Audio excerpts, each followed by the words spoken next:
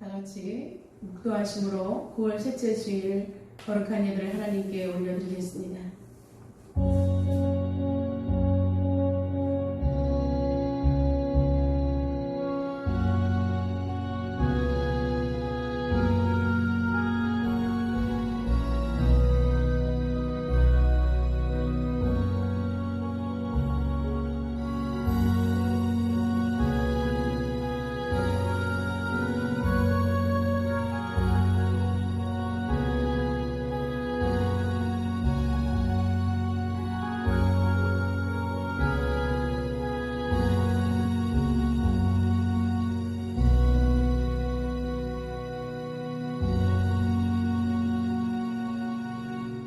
살아계신 하나님 감사합니다.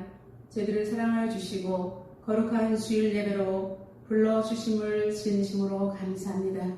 예배하는 자가 신령과 진정으로 예배할지니라고 말씀하신 주님 앞에 순종함으로 올려드릴 때 주의 백성들을 축복하여 주옵소서. 예수님의 이름으로 기도드리옵나이다. 아멘. 찬송가 96장 하나님 앞에 올려드리겠습니다.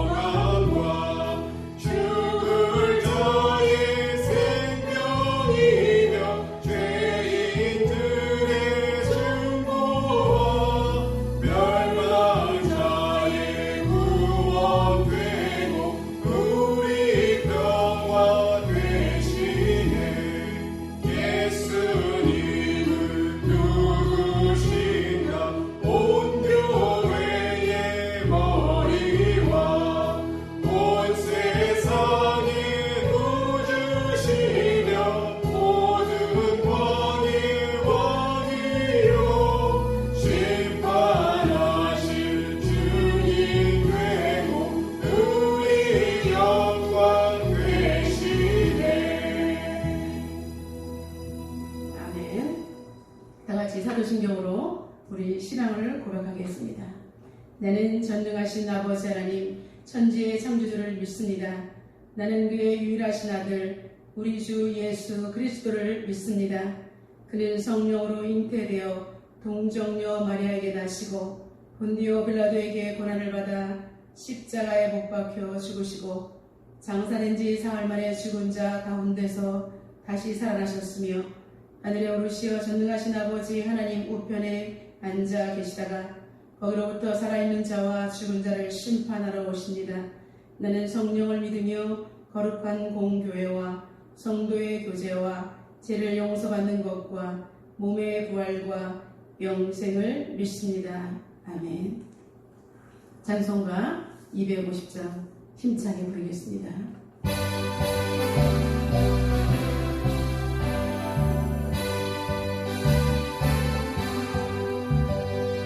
우주의 십자가 보혈로 죄 씻은 것들을 원하네.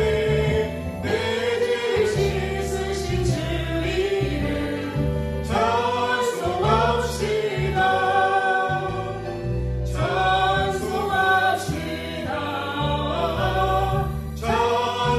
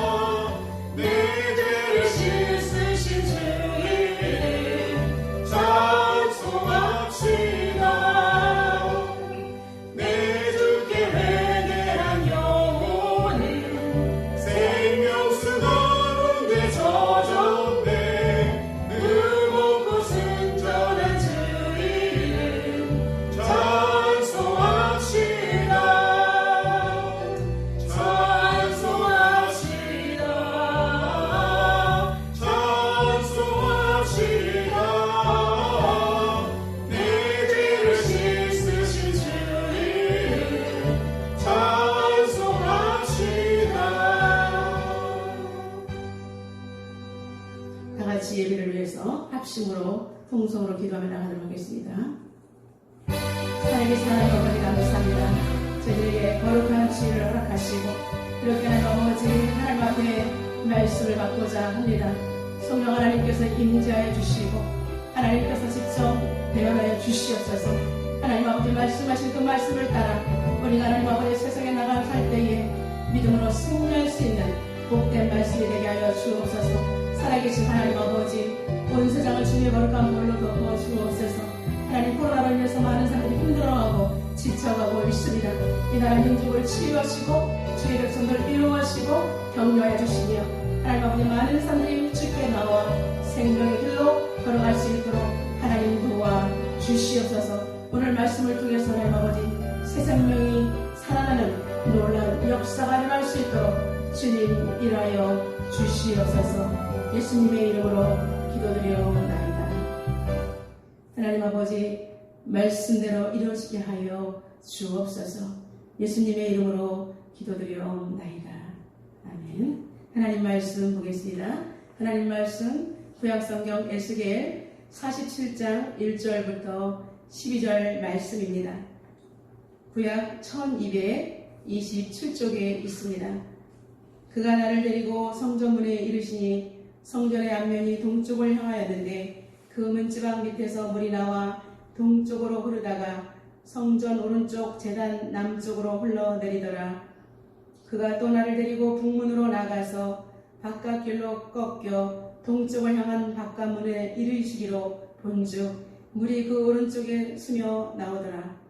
그 사람이 손에 줄을 잡고 동쪽으로 나아가며 천척을 측량한 후에 내게 그 물을 건너게 하시니 물이 발목에 오르더니 다시 천척을 측량하고 내게 물을 건너게 하시니 물이 무릎에 오르고 다시 천척을 측량하고 내게 물을 건너게 하시니 물이 허리에 오르고 다시 천척을 측량하시니 물이 내가 건너지 못할 강이 된지라. 그 물이 가득하여 헤엄칠 만한 물이요 사람이 능히 건너지 못할 강이더라. 그가 내게 이르시되 인자야 내가 이것을 보았느냐 하시고 나를 인도하여 강가로 돌아가게 하시기로 내가 돌아가니 강 좌우편에 나무가 심이 많더라. 그가 내게 이르시되 이 물이 동쪽으로 향하여 흘러 아라바로 내려가서 바다에 이르리니 이 흘러내리는 물로 그 바다의 물이 되살아나리라. 이 강물이 이르는 곳마다 번성하는 모든 생물이 살고 또 고기가 심이 많으리니 이 물이 흘러 들어가므로 바닷물이 되살아나겠고 이 강에 이르는 각처의 모든 것이 살 것이며 또 이 강가에 어부가 설 것이니 엔게디에서부터 에메글라임까지 금을 치는 곳이 될 것이라. 그 고기가 각기 종류를 따라 큰 바다의 고기같이 심이 많으려니와 그 진펄과 개펄은 되살아나지 못하고 소금 땅이 될 것이며 강 좌우 가에는 각종 먹을 가실나무가 자라서 그 잎이 시들지 아니하며 열매가 끊이지 아니하고 달마다 새 열매를 맺으리니 그 물이 성소를 통하여 나오리라. 그 열매는 먹을만하고 그 잎사귀는 약 재료가 되리라. 아멘. 할렐루야. 어느덧 9월 셋째 주일이 되었습니다.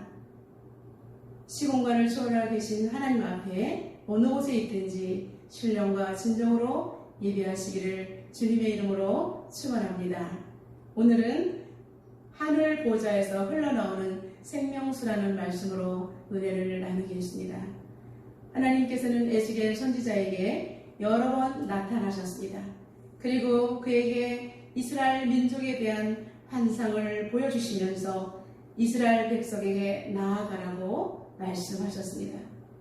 패역한 백성들에게 나아가 하나님의 메시지를 전달하는 것이 쉽지 않은 일이라 에스겔은 망설였습니다. 망설이는 그에게 하나님께서는 다른 나라도 아니고 같은 언어를 쓰는 민족에게 가는 일이니 두려워하거나 머뭇거리지 말라고 그의 등을 떠미셨습니다. 하나님으로부터 거룩한 명령을 받고 예언자로서 활동을 하는 그의 삶은 영광스러운 일이었으나 현실적으로는 참으로 고단하지 않을 수가 없었습니다.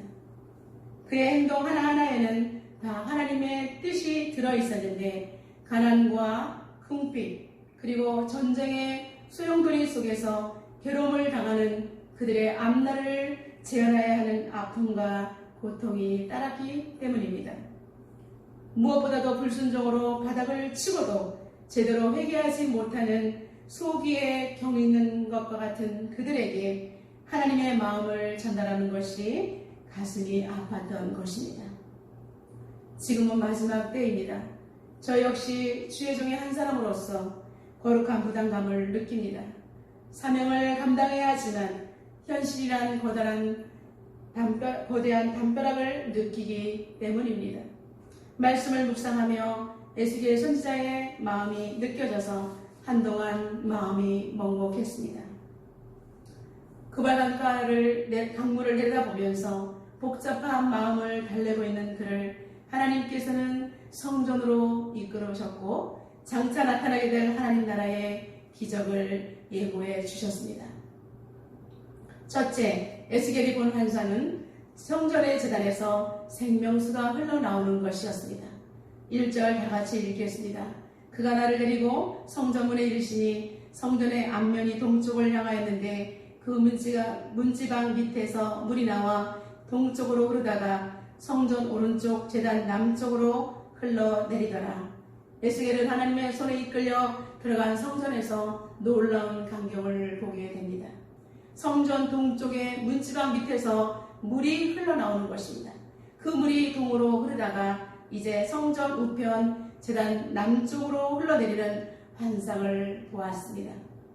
성전 문지방 밑에서 나오기 시작한 물은 나중에는 사람이 건너갈 수 없는 깊은 강이 되었습니다. 이와 같은 모습은 계시록 22장 1절에도 자세하게 기록되어 있습니다.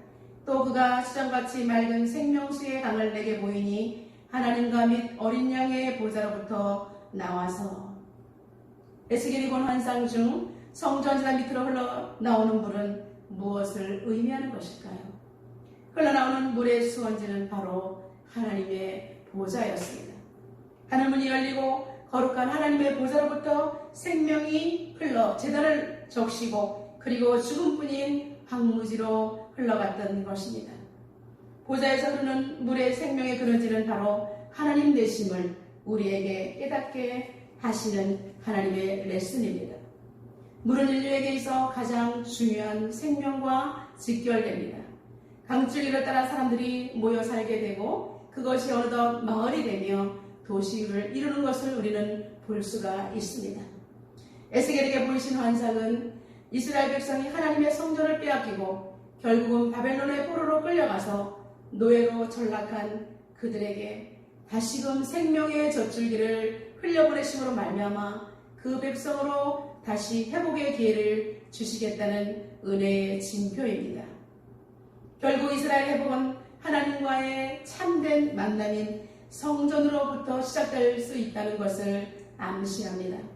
그들은 하나님을 잃어버린과 동시에 성전에서도 내쫓김을 당하는 비참한 신사가 되었지만 하나님께서는 당신이 성전 안에 거하심으로 말미암아 다시 이스라엘 백성들을 성전 안으로 들이시겠다는 하나님의 국률하심을 복선으로 깔고 있습니다. 여기서 우리가 주목해야 할 것은 천척을 측량한 후에 그 물을 건너게 했다는 사실입니다. 맨 처음 발목에 찼던 물은 이제 그 다음에는 무릎까지 오르게 되고 다시 측량을 하고 난 이후에는 허리까지 오르게 되고 그 다음에는 이제는 사람이 능히 건너지 못할 아주 깊은 강이 되었던 것입니다. 인간의 힘으로는 도저히 불가능하기에 하나님의 은혜가 필요하다는 것을 의미합니다. 물이 차고 넘쳐 점점 더 깊은 강이 되는 것은 하나님의 은혜를 통해 영원한 생명을 얻는 자들이 점점 많아지게 되고 그러므로 말미암아 하나님의 나라가 확장되는 것을 보여줍니다. 저는 어린 시절 냇가에서 해가 지도록 물장구를 치면서 논 기억이 납니다. 물이 졸졸 흐르는 시냇가는 한거롭고 좋기는 한데 수영을 하는 묘미는 부족했습니다. 조금 더 골짜기로 올라가면 한적한 곳이 나오는데 그곳에는 초록빛이 감도는 깊은 웅덩이가 있었습니다. 중고등학교에 다니는 동네 오빠들은 큰 바위에 올라가서 그 검푸른 물 속으로 첨벙첨벙 뛰어드는 다이빙을 했습니다. 초등학교 저학년이 우리들은 감히 무서워서 쳐다도 제대로 보지 못했지만 그 물속에 뛰어드는 학생들은 수영의 재미를 만끽했습니다. 주님의 은혜도 마찬가지입니다. 마치 물을 몸에만 묻히기만 하면 깊은 물속에서 자유롭게 즐길 수 있는 행복을 만끽할 수 없듯이 주님이 주시는 귀한 생수를 받아 마시지 못한 사람들은 달콤하고 시원한 물맛을 전혀 알지 못하는 것입니다. 이제 여러분은 어느 자리에 있는지 스스로를 진단할 수가 있습니다. 나는 발목에 있는지, 아니면 무릎에 물이 있는지, 아니면 내가 허리까지 물이 차 있는지, 여러분은 영적인 수준을 여러분들이 진단할 수 있을 것입니다. 발목을 지나 무릎을 덮고 그리고 허리에 차오르고 이제 주님의 강에서 마음껏 수영하시기를 주님의 이름으로 축원합니다. 문화가 발달해 갈수록 사람들은 개인의 사생활을 중요시하게 생각합니다. 나 혼자 산다라는 TV 프로그램도 있고 혼밥이라는 말이 유행되고 있지요. 혼밥이라는 것은 혼자 먹는 밥을 말하는 것입니다. 이제는 사람들과 어울리기보다는 마음과 마음을 나누기보다는 기계와 더 많이 친해지고 이제 사람들은 감정이 메말라갑니다. 요즘처럼 비대면으로 사람들의 모임이 없기 때문에 더더욱 우리는 이러한 고통을 느끼게 되는 것입니다. 많은 사람들이 공통으로 느끼고 있는 것은 사랑의 결핍입니다. 이러한 사람들의 눈길을 사로잡는 것은 문화라는 옷을 입고 점점 사람들에게 접근하는 세상 문화입니다. 음란과 술 취함과 중독에 빠져드는 것은 그들이 자신들의 고독을 해결하지 못한 영적인 기갈에서 비롯되는 것입니다. 이러한 결핍은 세상에서 그 무엇보다도 감당할 수가 없습니다. 그 무엇으로 대신할 수 없기 때문에 사람들은 계속해서 또 다른 것을 찾다 보니까 미궁에 빠지게 되는 것입니다. 그러나 길은 있습니다. 오직 예수 그리스도의 참된 복음만이 우리의 갈급함과 결핍을 채워줄 수가 있는 것입니다. 요한복음 7장 37절과 38절에 예수께서 서서 외쳐 이르시되 누구든지 목마르거든 내게로 와서 마시라. 나를 믿는 자는 성경의 이름과 같이 그 배에서 생수의 강이 흘러나오리라 라고 말씀하고 있습니다. 또한 요한복음 4장 14절에 내가 주는 물을 마시는 자는 영원히 목마르지 아니하리니 내가 주는 물은 그 속에서 영생하도록 솟아나는 샘물이 되리라 라고 말씀하셨습니다. 사랑하는 성도 여러분, 예수님이 내 안에 들어와 계시고 계속해서 주의 거룩한 성령을 부어주실 때 우리 마음의 성전에는 삼일째 하나님이 온전히 거하시는 성전이 되는 것입니다. 그분들이 임재하실 때 우리의 심령에서 솟아나는 참된 기쁨이 흘러넘치므로 가뭄으로 쩍쩍 빨라졌던 우리의 인생의 결핍과 기갈이 해결될 수가 있습니다. 두 번째, 죽어가는 생물들이 되살아나게 됩니다. 8절을 다 같이 읽겠습니다.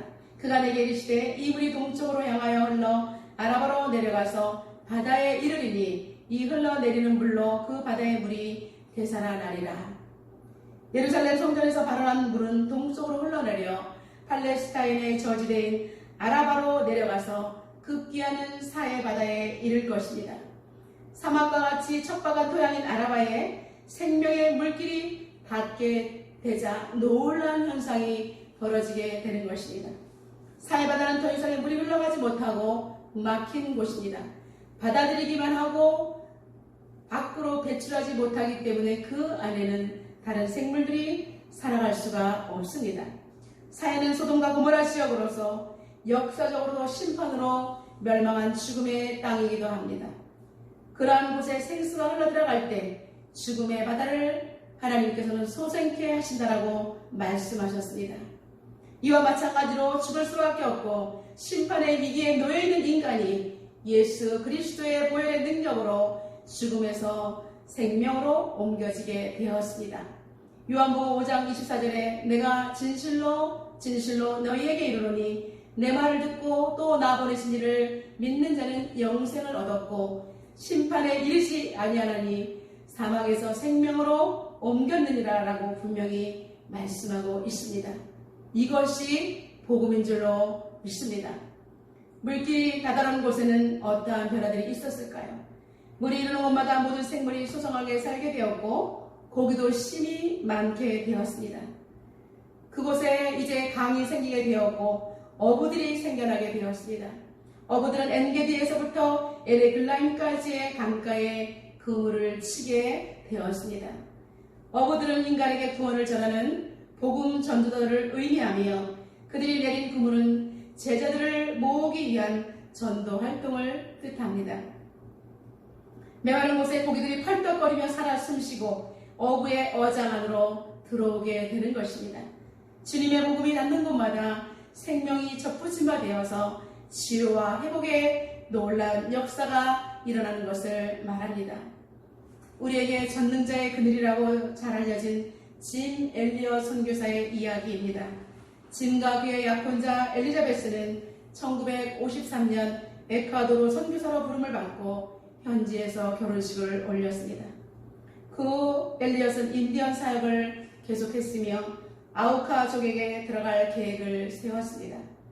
아우카족은 수백 년 동안 애구인들은 모두 다 죽여왔기에 그 섬에 들어가기를 모두가 두려워하였으나 선교사들은 아우카족에 가기로 결심을 했습니다. 엘리엇과 동료 선교사들은 호의적인 부족민들과 친구가 될 목적으로 이제 비행기에서 선물을 하나둘 떨어뜨려 보았습니다.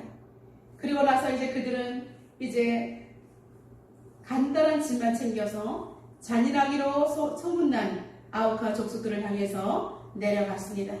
조그만 경비행기를 타고 해변에 내려 그들은 텐트를 치고 아우카족에게 복음을 전하기 위해서 준비를 시작했는데 닷새째가 되어도 선교본부에서는 연락이 닿지 않았습니다. 본부에서는 문제가 생긴 것을 생각하고 이제 다른 비행기를 보냈습니다. 얼마 후 그곳 해변에서 5명의 선교사들이 무참하게 살해된 것과 도끼로 그리고 칼로 죽음을 당한 모습을 보게 되었습니다. 해변가에 그들의 시체가 피를 흘리고 쓰러져 있었습니다. 그런데 한 가지 이상한 것은 그들의 주머니에는 권총이 그대로 들어있었다는 것입니다. 이들은 자신의 신변보호를 위해서 그 총을 쏠 수도 있었지만 그럼에도 불구하고 그들은 복음을 위해서 그 총을 사용하지 않고 죽음을 선택했던 것입니다. 선교사의 죽음을 취재한 기자들은 장래가 촉망되는 5명의 젊은이들이 도대체 무엇 때문에 멀리 남미까지 가서 이러한 비참한 죽음을 당해야 하는가라는 것이었습니다. 한 기자는 엘리엇의 아내인 엘리자벳에게 찾아가서 인터뷰를 하면서 이런 말을 했습니다. What a waste! 그러자 그 당시 엘리엇 아내는 20살밖에 되지 않은 그녀는 기자를 향해서 눈을 똑바로 쳐다보면서 이렇게 말했습니다. 낭비라니요. 왜 그런 말씀을 하십니까? 나의 남편은 어렸을 때부터 이 순간을 위해서 준비해온 사람입니다. 내 남편은 이제야 그 꿈을 이룬 것 뿐입니다.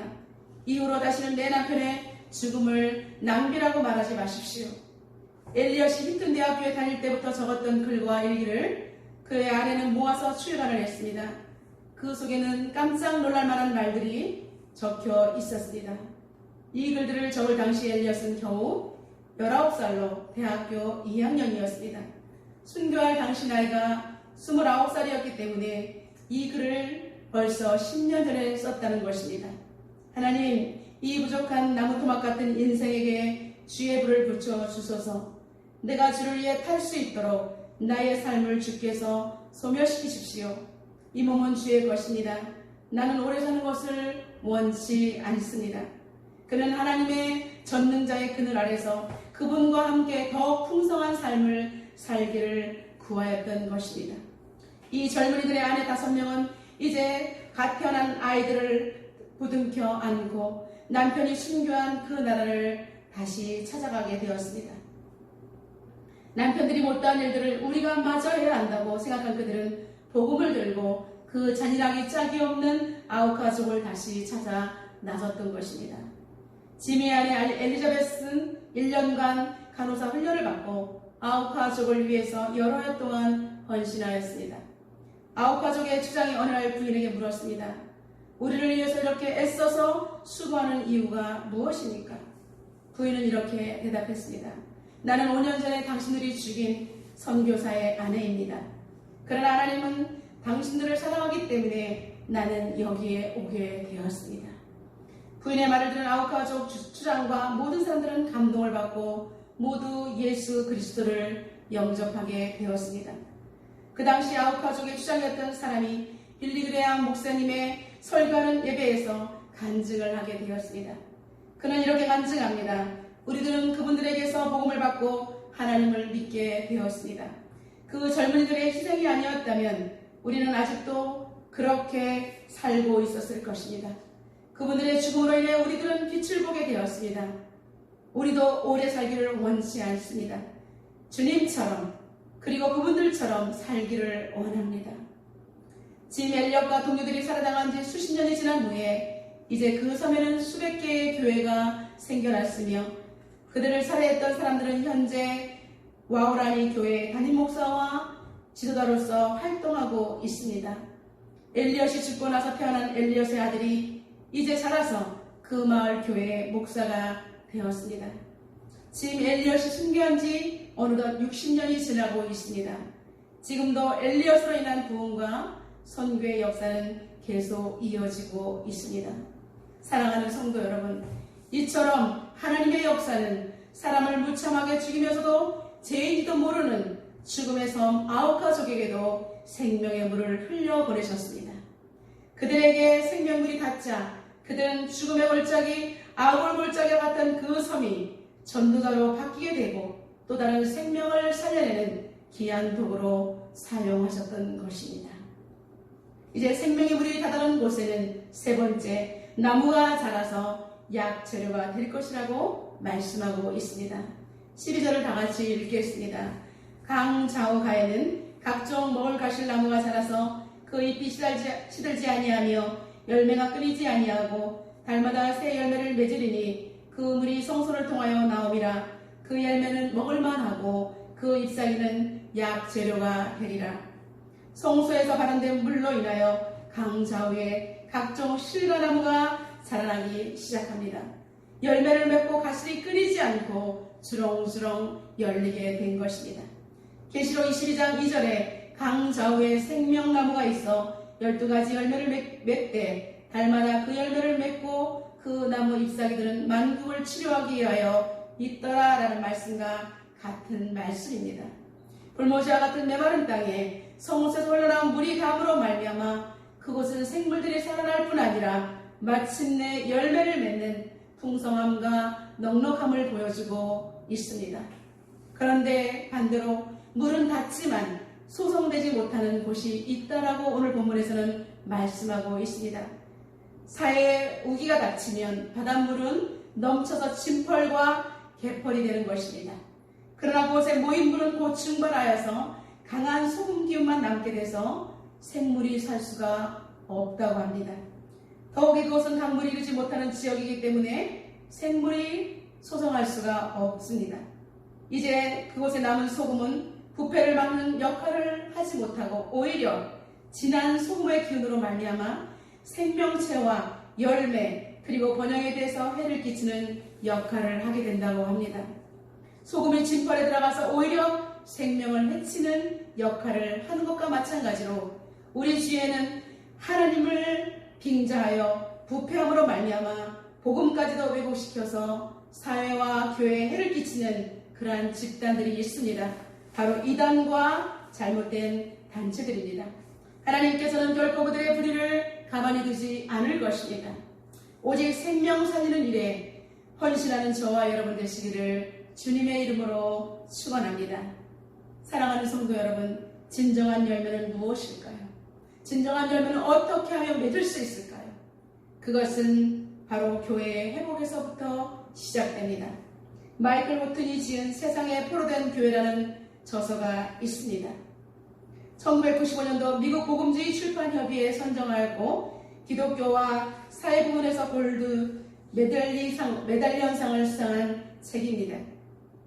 호튼은 세속화된 교회는 세상의 정치와 문화와 도덕의 좌우편에 둘러리를 서서 서로 싸우고 있으며 그러는 사이에 교회의 복음은 사라져 간다라고 말합니다.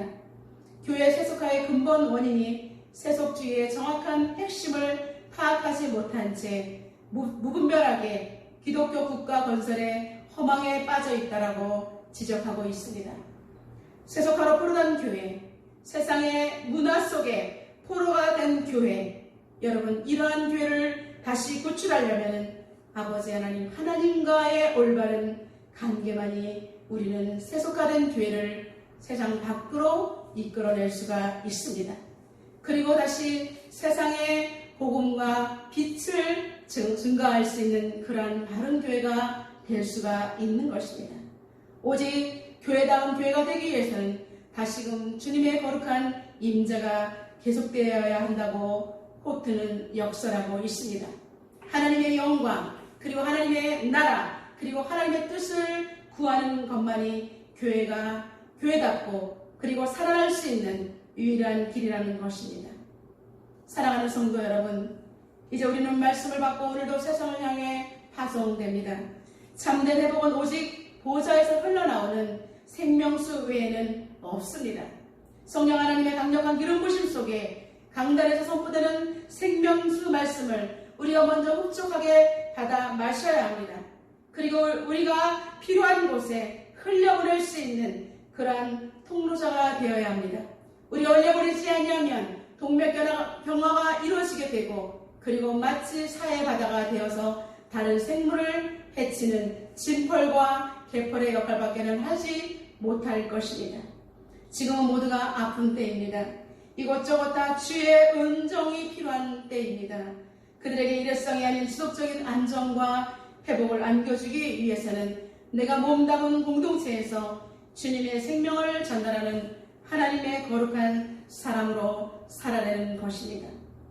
교회가 교회되고 성도가 성도되는 거룩한 운동에 동참합시다.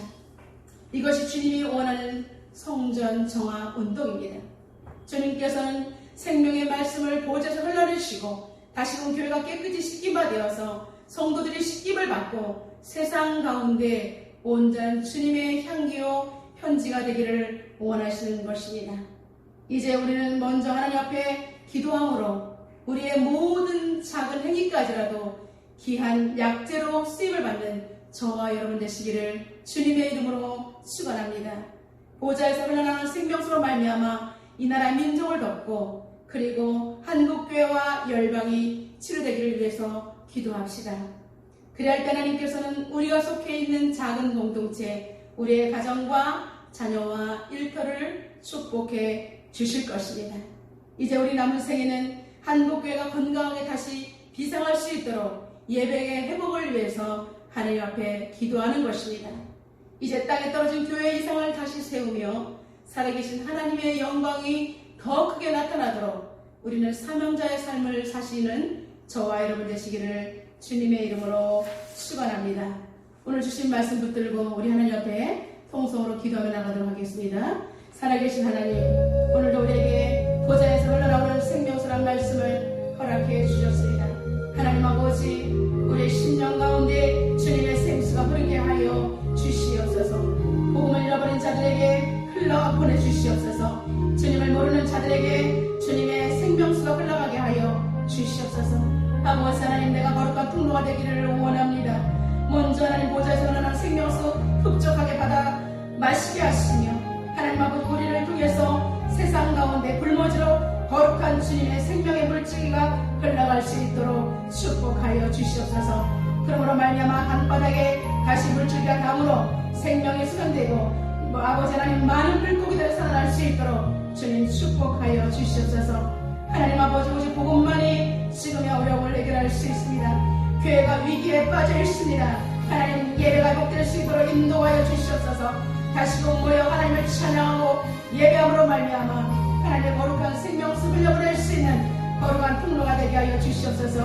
하나님 아버지 모두가 하나님을 찾고 하나님 앞에 겸손함으로 나아갈 수 있도록 인도하여 주시옵소서. 아버지 주님이 올려버리신 강줄기에 우리의 나무뿌리를 뻗게 하시고 철저히 열매 맺게 하여 주심으로 말미암아 주렁주렁 열매를 맺게 하시고 우리의 잎사귀까지도 귀한 약재로 쓰임받는 하나님 나라의 헌신자가 될 수 있도록 기름 부어 주시옵소서. 아버지 하나님 나라가 영원히 임하게 하여 주옵소서. 하나님 나라 확장되게 하여 주시옵소서. 아버지 영광을 받아 주옵소서. 하나님 아버지, 하나님께서 홀로 영광 받으시고 이 나라 민족과 우리 모두를 치유하여 주옵소서. 예수님의 이름으로 기도드리옵나이다. 아멘. 찬송가 50장 부르면서 하나님 앞에 귀한 예물 올려드리겠습니다.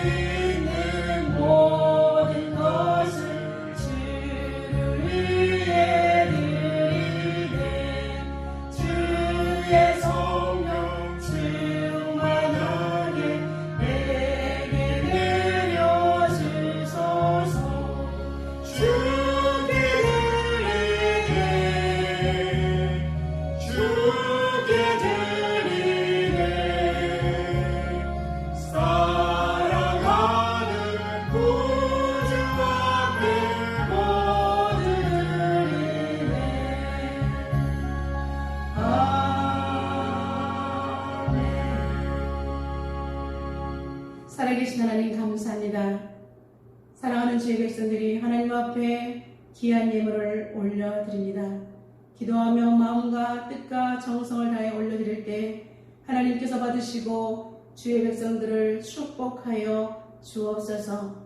하나님 아버지, 예물이 쓰여지는 곳에 교회가 세워지게 하시고 더 많은 생명본의 역사가 나타나게 하여 주시옵소서. 성도들의 가정에 휩절함이 없게 하시며 영적인 기갈이 닥치지 않도록 하나님께서 직장과 일터와 모든 사업에 복을 내려 주시옵소서. 그래서 흔들어 넘치도록 부어주심으로 말미암아 거룩한 통로가 되어서 필요한 곳에 흘려보낼 수 있는 하나님의 귀한 일꾼들이 될 수 있도록 축복하여 주옵소서.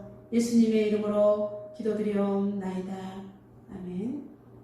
네, 교회 소식을 전하겠습니다.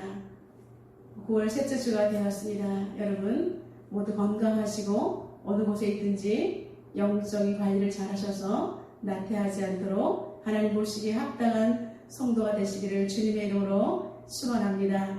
성경 읽기와 기도하는 것 모든 것 하나님 앞에 간구하며 나가시기를 주님의 이름으로 축복합니다.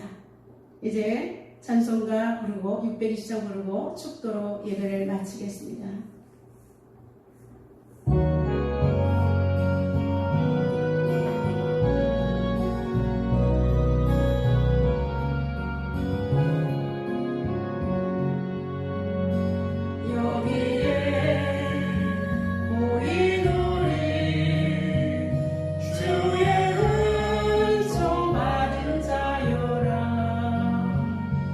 주께서 이 자리에 함께